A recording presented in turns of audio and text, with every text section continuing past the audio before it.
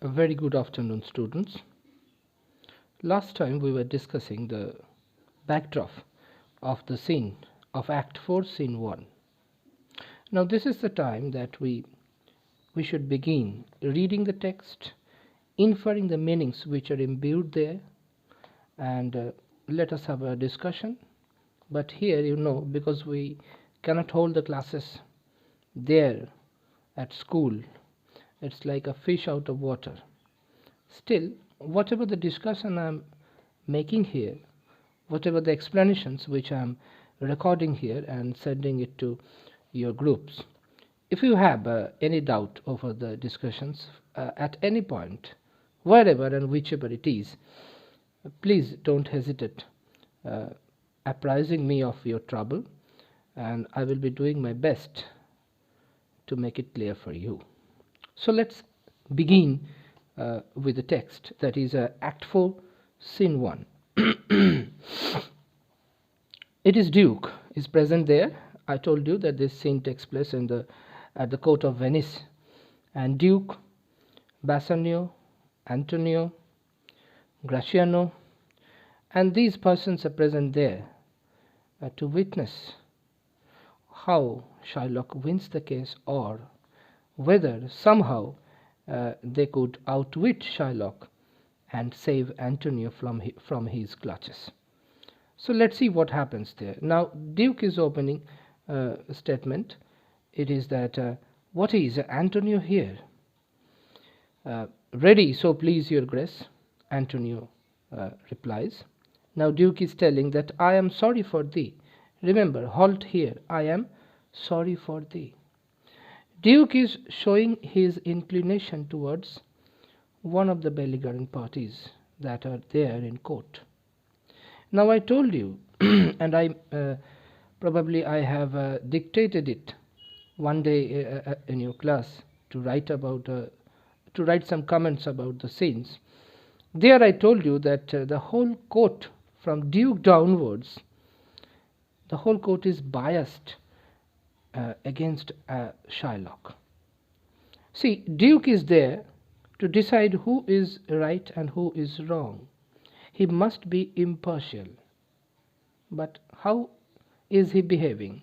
He is telling, I am sorry for thee, Antonio. He cannot say it. A judge cannot show his or her inclination towards any of the parties. But here it is biased, and it is evident, very much conspicuous by the dialogues of Duke, that he is tilted towards Antonio in particular and Christianity in general.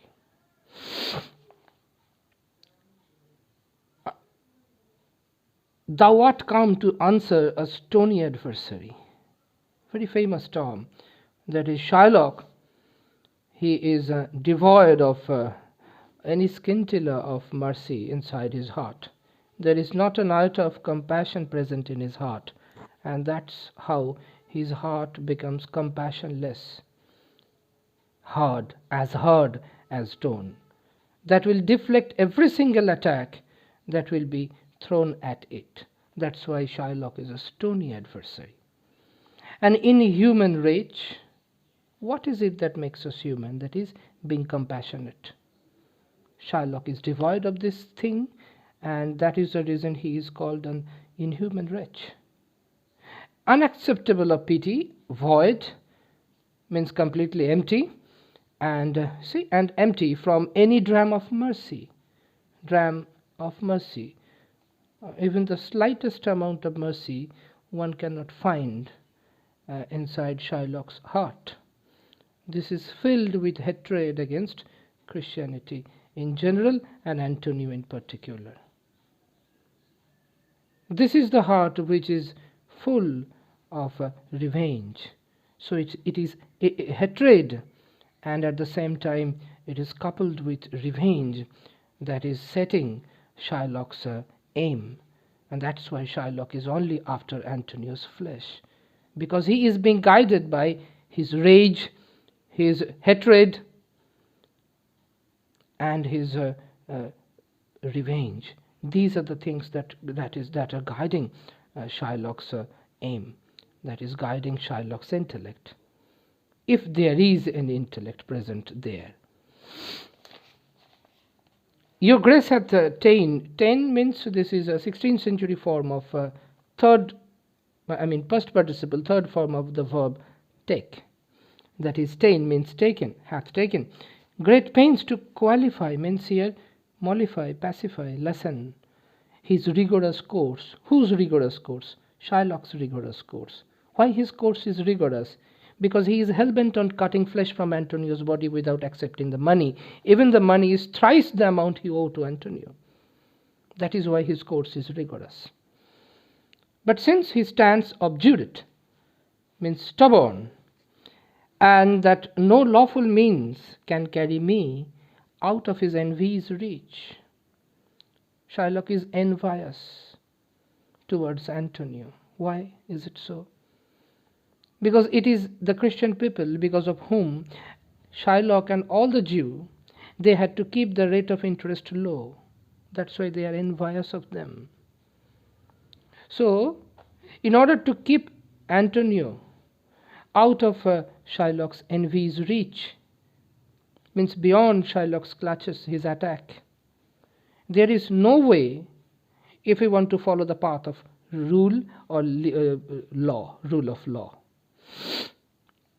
Means whatever Shylock is seeking before the court, it is justifiable, because Antonio had signed the bond where it was written that in case of forfeiture, his flesh will be the collateral.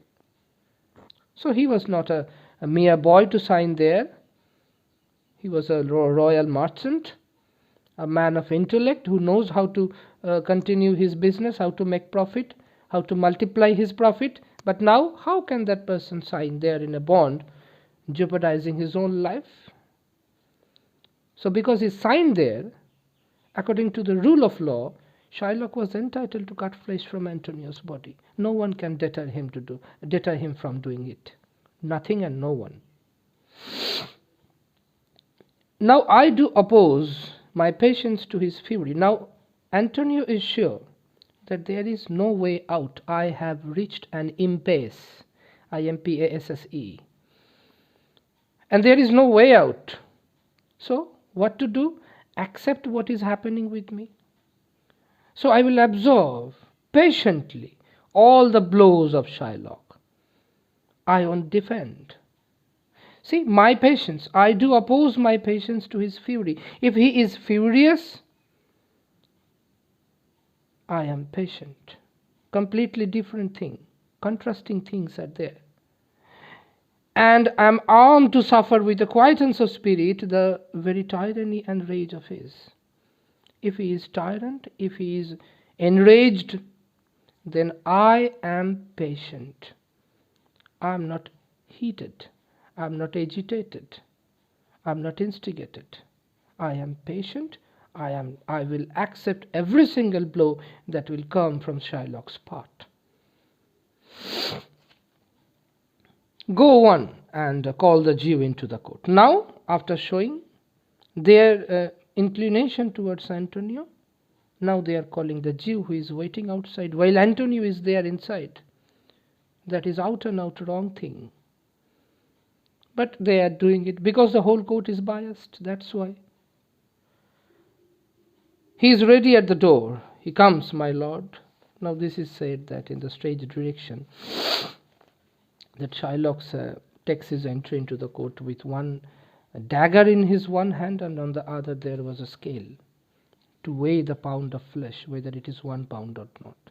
And the moment he enters into the court, both the viewers, spectators, and the members who were present there got awestruck. Oh my God, what kind of person is he?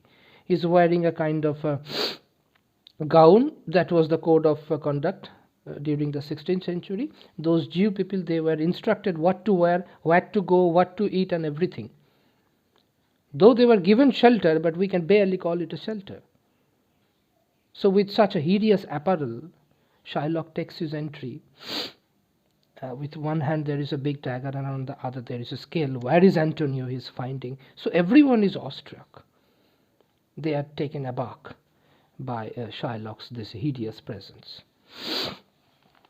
Duke, Make room and let him stand before our face. Make room means no one needs to stand nearer to him. He's a vulnerable creature. He's a dangerous creature, formidable creature, I should say, not vulnerable, I should say formidable creature from whom we should keep ourselves away. So let him stand alone there. No one should stand by him. Yes, that's the main thing. Shylock is alone. He's fighting alone for himself and for the sake of his whole tribe, whole Jew community. But there is no one, not a single person is there who can reason for him. Everyone is there only to find a way how to defeat Shylock.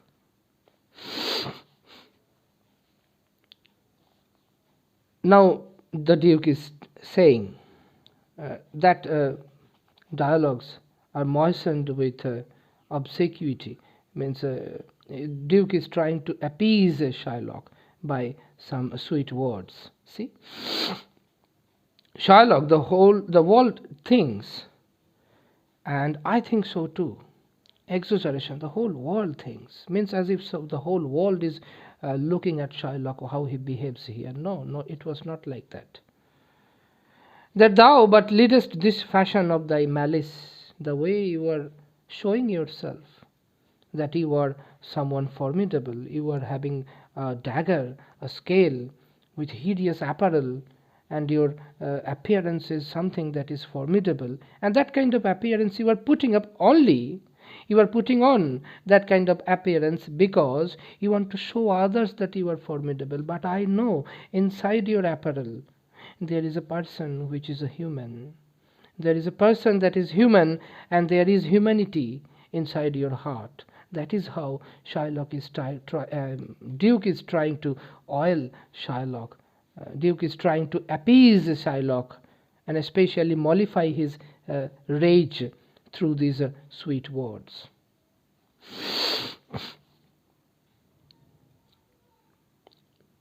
So fashion means that is pretense, your pretense of thy malice, to the last hour of the act, and then 'tis thought thou wilt show thy mercy and remorse more strange than is thy strange apparent cruelty.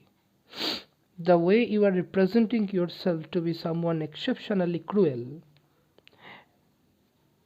that formidable appearance will be covered, will be erased, will become lessened if you show mercy